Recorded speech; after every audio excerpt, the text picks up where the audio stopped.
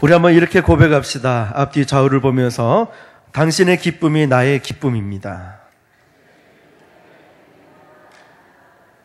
우리 한 번 더 고백합시다. 당신의 아픔이 나의 아픔입니다.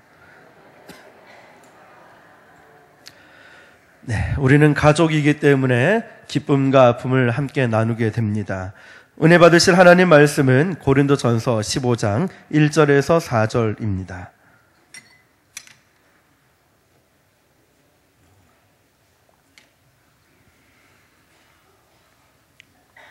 고린도전서 15장 1절에서 4절입니다.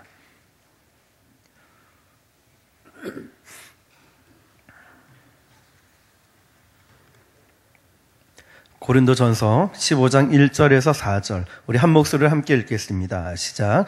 형제들아, 내가 너희에게 전한 복음을 너희에게 알게 하노니 이는 너희가 받은 것이요 또 그 가운데에 선 것이라. 너희가 만일 내가 전한 그 말을 굳게 지키고 헛되이 믿지 아니하였으면 그로 말미암아 구원을 받으리라. 내가 받은 것을 먼저 너희에게 전하였노니 성경대로 그리스도께서 우리 죄를 위하여 죽으시고 장사 지낸 바 되셨다가 성경대로 사흘 만에 다시 살아나사. 아멘.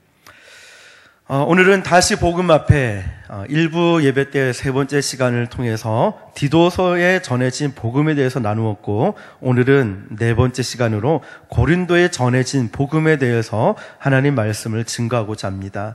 우리는 몇 차례에 걸쳐서 복음에 대해서 들었고, 또 고린도 전서에 일어나고 있는, 그리고 고린도 교회와 그 지역에 일어나고 있는 사건과 사고, 그리고 그 여러 가지 환경을 통하여서 하나님께서 일하시는 장면들을 우리는 보았습니다.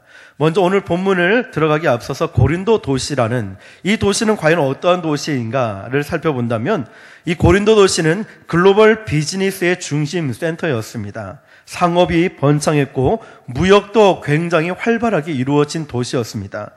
이 도시는 좁은 해협에 있음에도 불구하고 동과 서를 연결해주는 다리 역할까지 했습니다. 세상의 모든 사치품들이 이 고린도 도시를 지나갔고, 또 세상의 모든 허영심에 들뜬 상인들이 고린도 도시에 밀집해 있었습니다. 그리고 이 도시에는 올림픽에 버금가는 스포츠 축제가 정기적으로 개최되었던 도시였습니다. 당시에 세상에 거대한 부가 이 고린도 도시에 집중해 있었고, 인구는 계속해서 급증해 가고 있었습니다. 그러나 그만큼 죄가 넘쳐나고 부도덕이 넘쳐났습니다.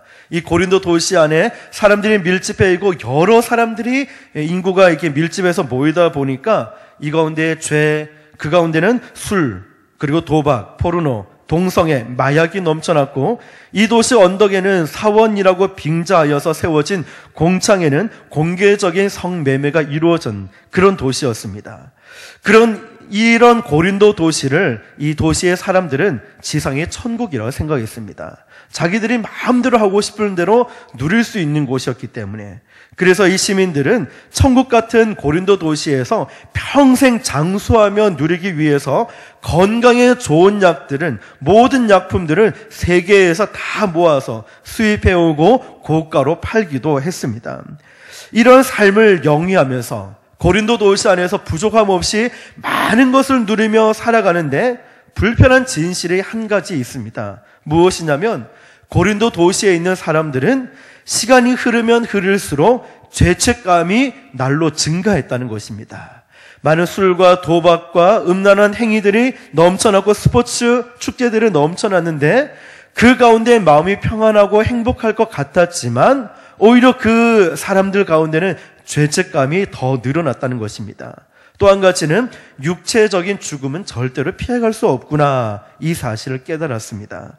이 고린도 도시의 상황이 이렇게 악한 도시로 전락해 감에 따라서 1세기 이후에 어떤 사람들에 대해서 고린도인과 같다라는 이 말은 굉장히 저주스러운 말이었습니다. 왜냐하면 이 도시의 사람들이 고린도인과 같다라는 뜻은 부도덕하다, 그리고 행동이 선하지 못하다, 악하다라는 뜻으로 사용되었기 때문입니다.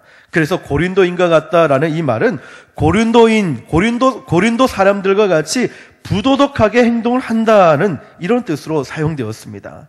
그만큼 고린도 도시 안에는 세속화가 만연했고 또 이 도시 안에는 악한 영향들이 넘쳐났다는 것입니다. 그런데 그 안에 고린도 교회가 있었습니다. 그 고린도 교회가 영향을 받았겠습니까? 안 받았겠습니까? 이런 악하고 나쁜 이런 세속화된 도시 안에 고린도 교회 역시도 세속화의 영향을 받을 수밖에 없는 위치에 놓여 있다는 것입니다. 사랑하는 성도 여러분, 이런 악한 세대 가운데, 세상 가운데, 그런 도시 가운데 이런 고린도 교회가 영향을 받았는데, 그런데 어느 날에 이 고린도 도시에 사도 바울이라는 한 사람이 나타나서, 이 한 사람 참 중요합니다. 이 한 사람이 나타나서 고린도 도시에 복음을 전했습니다. 그런데 이 복음이 전해지자마자 이 도시 안에는 거대한 충격파로 다가왔다는 것입니다. 한 사람인데 무엇을 전했습니까? 복음을 전했다는 거예요. 복음을 전하니까 이 고린도 도시가 완전히 발칵 뒤집히기 시작했습니다. 사도 바울은 그의 일생의 선교 사역에서 에베소 지역에서 3년가량 머물렀고 그 다음 오래 머문 곳이 바로 고린도 도시였습니다. 그렇다면 사도 바울을 통해 세속화에 물들어 있고 향락의 도시였던 이 고린도에 전해진 복음의 본질이 무엇일까? 저는 지난번에 말씀드렸습니다. 같은 한 사건을 가지고 예를 들면 대선이라고 칩시다. 대통령 선거, 중앙일보, 동아일보라든지 다른 신문사들이 본질은 똑같이 있지만 다른 시각에서 접근해 보면 우리는 정확한 시각과 폭넓은 것을 알 수 있다고 했습니다. 본질은 한 가지입니다. 그런데 고린도 전서에 기록됐고 전해진 그 복음이 무엇일까? 세 가지를 통해서 은혜를 나누겠습니다. 첫 번째 복음이 무엇이냐? 예수님이 죄에서 우리를 구원하시는 메시지입니다. 예수님이 죄에서 우리를 구원하시는 메시지. 사도 바울이 살았던 1세기 때나 지금 우리가 살고 있는 21세기 때나 사람들이 죄에 빠지는 원인이 무엇일까요? 동일합니다. 죄가 가져다 주는 쾌락 때문입니다. 성경은 죄가 동반하는 쾌락을 인정하고 있습니다. 히브리서 11장 25절에 도리어 하나님의 백성과 함께 고난받기를 잠시 죄의 낙을 누리는 것보다 좋아하고, 사람들이 하나님의 백성들과 함께 고난을 겪으면서 기도하고 하나님의 영광을 위해 살아가기보다는 잠시 누리는 죄악을 누리는 이 낙, 기쁨을 더 좋아했다는 것입니다. 여기에 죄악의 낙, 죄에 대한 쾌락에 대해서도 인정을 하고 있습니다. 그런데 우리가 주목해야 될 단어가 무엇이냐면 죄악의 낙이라는 그 앞에 한 단어입니다. 무엇일까요? 잠시라는 단어입니다. 그 잠시 쾌락이 지나가면은, 잠시 동안에 이 쾌락이 지나가고 나면은 우리가 지었던 죄 때문에 길고 어두운 터널을 한참을 지나가야 한다라고 말씀하고 있습니다. 이런 죄와 죄책감의 형벌에서 우리를 구원하시기 위해서 예수 그리스도가 이 땅에 오셨습니다. 이것이 바로 복음의 본질입니다. 저와 여러분들이 지었던 모든 죄 때문에 이 죄의 문제를 해결하시기 위해서 예수님이 이 땅에 오셨습니다. 사도 바울은 이것이 본질이라고 말합니다. 바로 이 복음을 알게 하기 위해서, 여러분, 많은 사람들이 당연히 알지, 모르는 사람이 어디 있어? 복음, 예수 그리스도. 우리는 지식적으로 잘 알고 있습니다. 그러나 예수 그리스도의 살아계심이 정말 내 가슴을 뜨겁게 하고 내 주장과 내 생각보다 예수 그리스도의 말씀이 정말 나를 변화시킬 수 있는 능력의 말씀으로 우선순위가 잡혀져 있습니까? 많은 사람들은 다 안다고 합니다. 그러나 내 중심은 실제로 내 삶이 되지 않는 모습을 봅니다.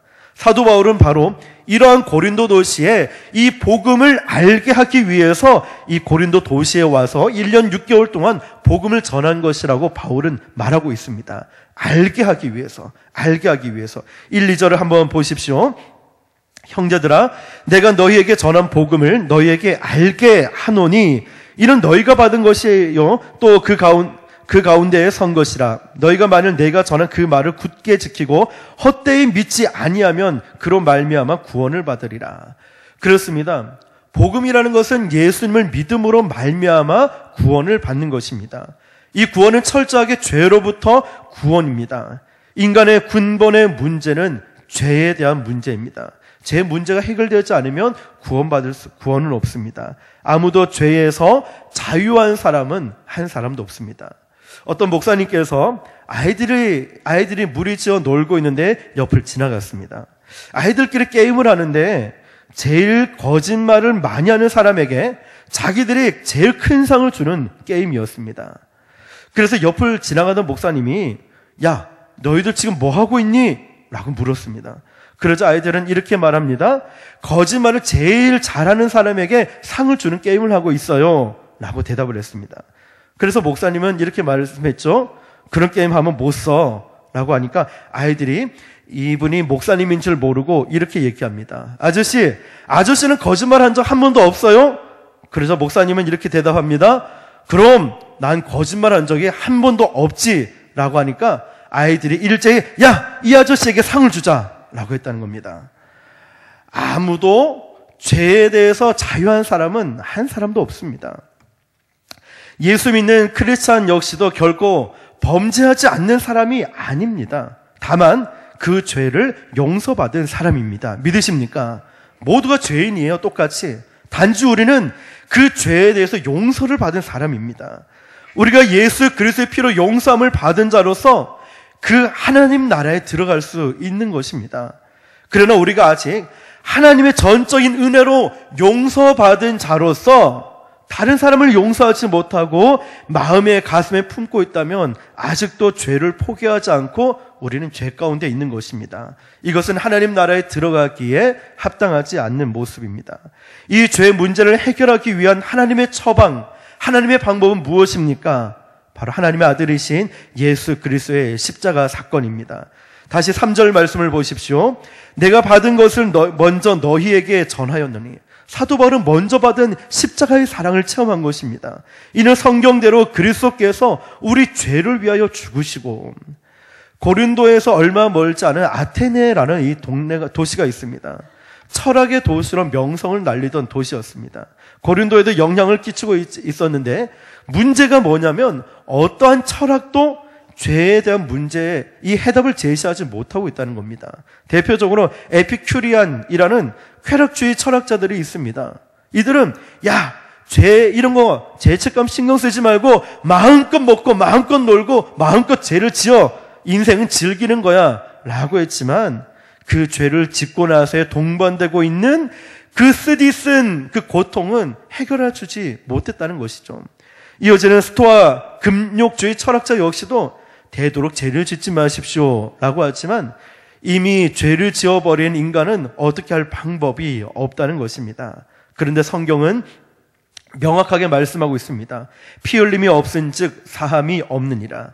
그리고 성경은 하나님의 아들이신 예수님께서 구약의 예언대로 속죄의 어린 양으로 이 땅에 오셨고 우리 죄를 짊어지시고 저와 여러분의 모든 죄를 짊어지시고 십자가에서 피 흘려 죽으셨다는 것입니다. 그 피 흘리심으로 말미암아 우리가 죄 사함을 받고 구원을 받고 우리에게는 이 복음, 기쁜 소식이 되었다는 것입니다. 그 어떤 것도 우리를 구원할 수 없고 그 어떤 것도 죄 용서할 수 없지만 예수 그리스도의 피 흘리심 그리고 이 사실을 믿는 자들마다 구원을 얻는 기쁨 소식이 됨을 믿으시길 축복합니다. 사도 바울은 고린도에 보내는 이 편지를 에베소에서 쓰고 있는데 에베소에 전한 이 복음을 요약하고 있습니다. 에베소서 1장 7절에 우리는 그리스도 안에서 그 은혜의 풍성함을 따라 그의 피로 말미암아 속량 곧 죄 사함을 받았느니라. 이 메시지가 바로 고린도 도시에 전해진 복음이었습니다. 예수 그리스도의 풍성한 은혜에 따라 우리가 죄 사함을 받았다는 건 이것을 고린도에 있는 사람들에게 알게 하기 위해서 사도 바울이 지금 복음을 전하고 있습니다. 어쩌면 이 가운데도 내 지식과 내 방법을 의지하고 끝까지 내 자존심을 붙들고 내 어떤 것을 의지하고 있다면 예수 그리스도의 피가 여러분의 심령 가운데 덮어져서 모든 것을 내려놓고 복음이 여러분을 새롭게 하는 역사가 일어나길 주님의 이름으로 축복합니다. 고린도 도시에 있는 사람들만 듣는 것이 아니라 저와 여러분들이 다시 들어야 할 복음이 바로 이 말씀임을 믿으시길 축복합니다. 두 번째 복음이 무엇이냐면 고린도 도시에 전해진 이 복음의 특징은 부활의 소망이 전해졌습니다. 쾌락에 빠져 있는 고린도인들이 명백하게 부정할 수 없는 진리가 있었습니다. 그것은 죽어야 한다는 사실입니다. 이 부정할 수 없는 진리 때문에 고린도에 있는 사람들은 야, 차라리 더 먹고 더 놀고 더 쾌락을 즐기고 더 죄를 짓자라는 사람들도 있었습니다. 죽음의 확률은 100%입니다. 여기서 100년 이상 살 분들은 아마 거의 계시지 않을 겁니다. 모두가 이 땅을 다 떠나가게 됩니다. 죽습니다. 어떤 교회학교 선생님이 아이들에게 이런 질문을 했습니다. 어린이 여러분, 천국에 가기 위해서 필요한 것이 무엇이 있을까요? 여러분 뭐라고 대답하시겠습니까? 이 선생님이 듣고 싶은 대답은 이거였습니다. 예수님을 믿음으로 천국 갈 수 있습니다. 예수 믿어요? 구원받아요? 아마 이 대답을 요구했을 겁니다. 그런데 어떤 아이가 손을 번쩍 들면서 이런 얘기했습니다. 선생님, 천국 가기 위해서는 먼저 죽어야 됩니다. 했다는 거예요. 사실입니다, 여러분. 죽음을 통과하지 않고는 아무도 천국 갈 수 없기 때문에, 물론 이 땅에서 천국을 누리지만, 그러므로 예수 그리스도의 죽음을 통하여서 우리 죄의 문제가 해결되었습니다. 그리고 예수님의 부활로 말미암아 우리 영생의 문제가 해결되었습니다. 믿으십니까? 그래서 우리는 이 복음은 예수님의 죽으심, 이게 끝이 아니라는 것입니다. 무엇입니까? 예수님의 죽으심과 동시에 부활하심이 바로 우리에게 복음이 된다는 것입니다. 옛사람은 완전히 죽어버리고 예수님과 함께 장사되어 버리고 이제 새 사람이 되었다는 것입니다. 4절 말씀이 바로 그것입니다. 장사 지낸 바 되셨다가 성경대로 사흘 만에 다시 살아나셨다. 이것이 바로 우리에게 승리를 가져다 주는 복음입니다. 사도 바울은 5절 이후에 부활에 부정할 수 없는 증거들을 제시합니다. 5절 보니까 예수님의 수제자였던 게바, 즉 베드로가 부활하신 주님을 만났습니다. 6절에는 500명 이상의 사람들이 일시에 부활하신 주님을 봤습니다. 그리고 8절에서는 만삭되지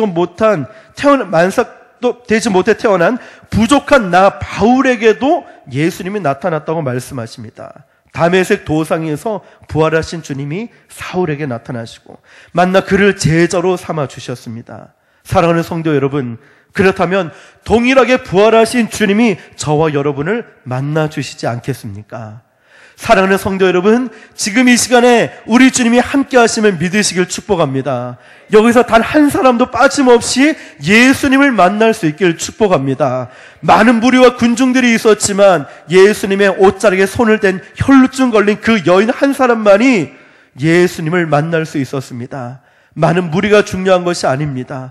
예수님의 옷자락에 손을 댄 그 여인 한 사람, 많은 예배자들이 있지만 주님을 정말 만나기를 소원하고 갈급해 있는 그 영혼, 그 예배자 한 사람, 반드시 주님을 만나게 될 줄 믿습니다. 오늘 이 자리에 예배 드릴 수 있고 이 자리에 주님을 믿고 나아갈 수 있는 건 부활하신 주님이 우리와 함께 하시기 때문임을 믿으시길 축복합니다. 마지막 세 번째입니다. 그렇다면 고린도 도시에 전해진 이 복음의 특징은 오늘 여기에서 삶의 승리를 약속하신 것입니다. 지금 이 자리, 우리가 처해 있는 모든 환경 가운데 우리 주님은 승리를 약속하고 계십니다. 믿으십니까? 부활의 신앙은 결코 미래의 문제만이 아닙니다. 내가 어떤 미래를 기대하느냐에 따라서 오늘의 우리의 삶은 분명히 달라질 겁니다. 하나님의 영광을 가리지 않는 삶을 살겠다.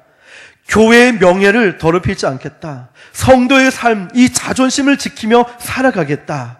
하나님 앞에 섰을 때 내 모든 봉사와 헌신이 그건 너를 위해서 했잖아. 하나님, 제가 20년 동안 30년 동안 열심히 봉사했는데 우리 주님이 난 널 모른다. 너 자랑이잖아. 너를 위해서 했지 언제 나를 위해서 했느냐. 여러분, 얼마나 가슴 아플까요? 여러분이 한평생 우리 교회를 섬기면서 정말 하나님 앞에 인정받기 위해서 노력하고 헌신했던 모든 것이 한순간에 물거품 돼서 다 타서 없어져 버린다면 주님 앞에 갔을 때 얼마나 억울하겠습니까? 얼마나 정말 가슴 아프겠습니까? 그래서 우리는 영혼의 때를 준비해야 됩니다.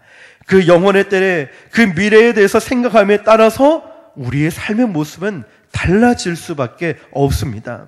우리가 부활과 천국을 믿는다면 우리는 지금 이 현실에서 주님의 살아계심을 믿는다면 우리의 말과 행동들이 달라질 수밖에 없다는 것입니다. 그러므로 죽음을 이기신 부활의 사건은, 이 부활의 사건은 지금 오늘 우리의 삶의 현장에서 승리로 나타나야 됩니다. 믿으십니까? 부활하신 주님, 승리하신 주님이 우리와 함께 하시기 때문입니다. 아무리 어둡고 고통스러운 상황이라 할지라도 신실하신 하나님을 끝까지 신뢰하고 그 주님을 의지하며 나아갈 때 우리는 삶의 현장에서 승리하신 주님이 나타나게 될 줄 믿습니다. 그렇게 하기 위해서 우리가 죄를 안 짓겠습니다.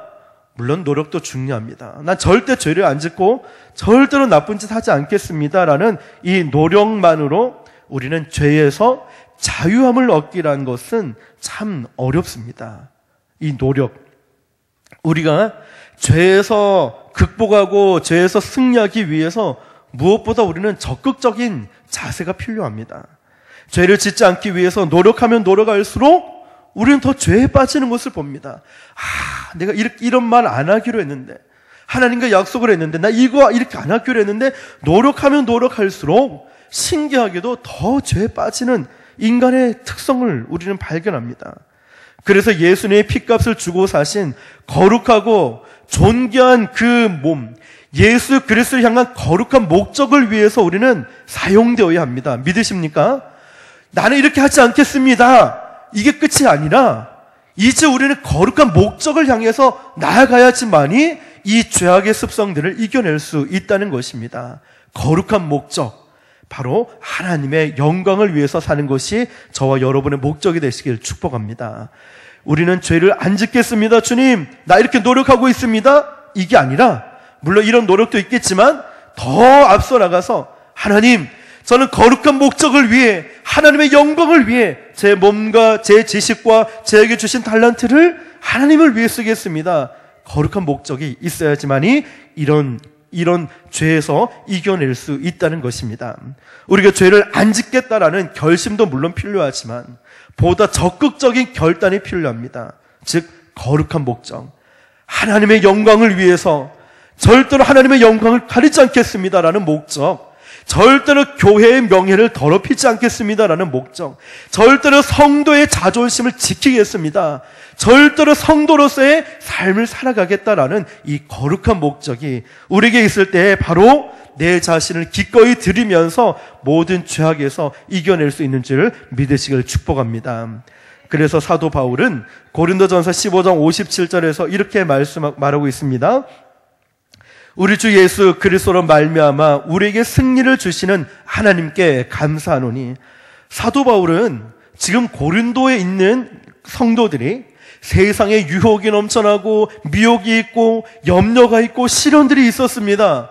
또 고린도 교회 안에서조차도 나는 누구를 따르고 난 누구 편이고 하면서 분파가 나눠졌어요. 분쟁들이 일어났어요. 서로 자기 지식을 자랑하고 지혜를 자랑하며 자꾸만 갈라지고 문제가 일어났습니다. 그런데 사도 바울은 명확하게 말씀을 기록하고 있죠. 누구 때문에?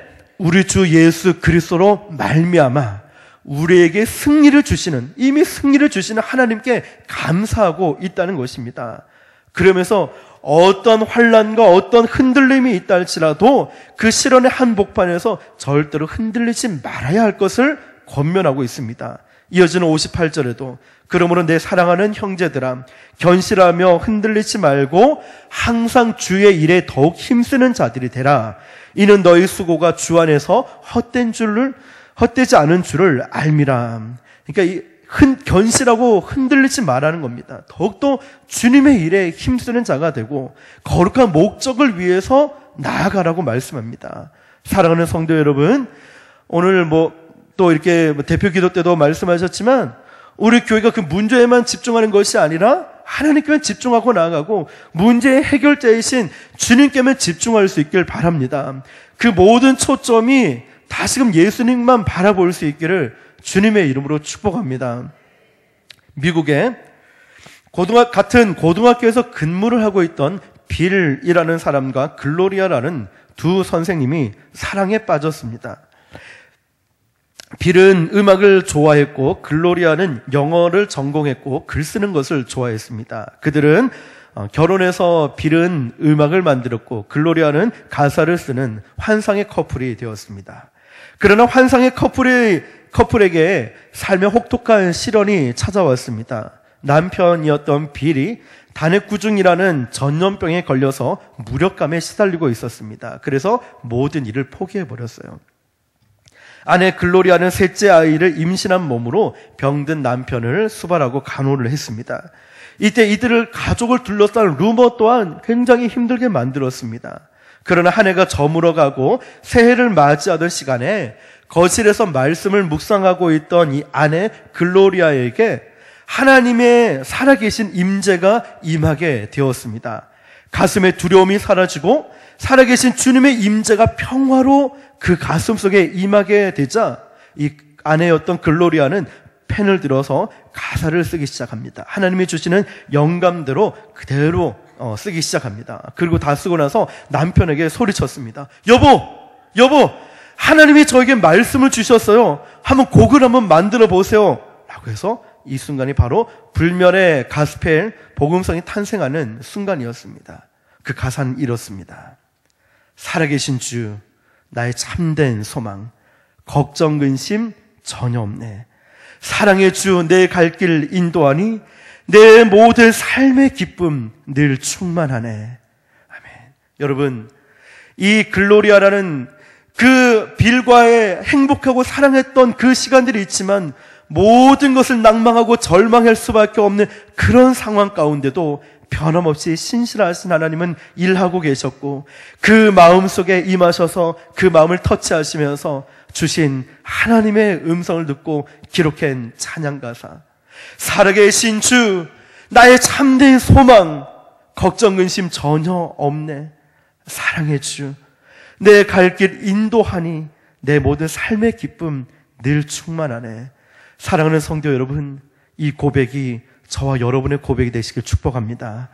주님이 살아계시기 때문에 모든 두려움이 사라지고 주님이 살아계시기 때문에 우리의 불확실한 미래까지도 그 힘든 삶까지도 하나님을 의지하며 살아갈 수 있다라는 것입니다. 믿으십니까?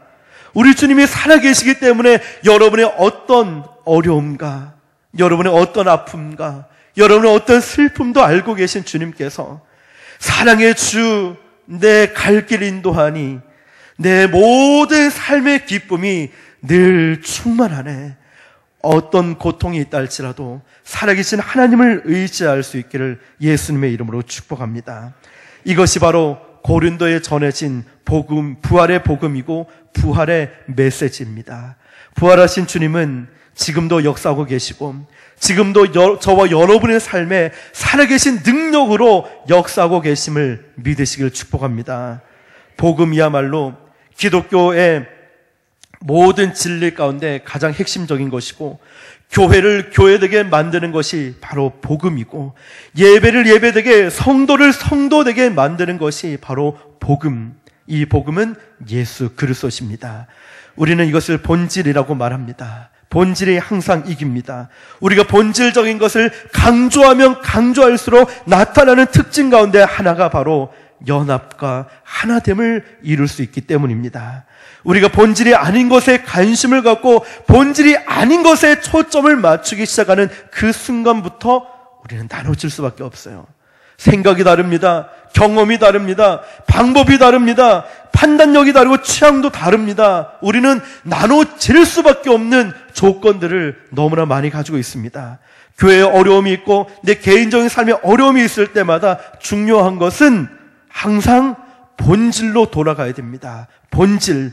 그래서 복음을 강조하고 그래서 예수 그리스도를 강조하고 그래서 오직 주님의 인도하심을 받을 때에 그 안에 성령의 역사하심으로 우리 교회가 하나 되고 가정이 하나 되고 깨어진 모든 것이 하나됨의 축복의 역사가 일어나게 됨을 믿으시길 축복합니다.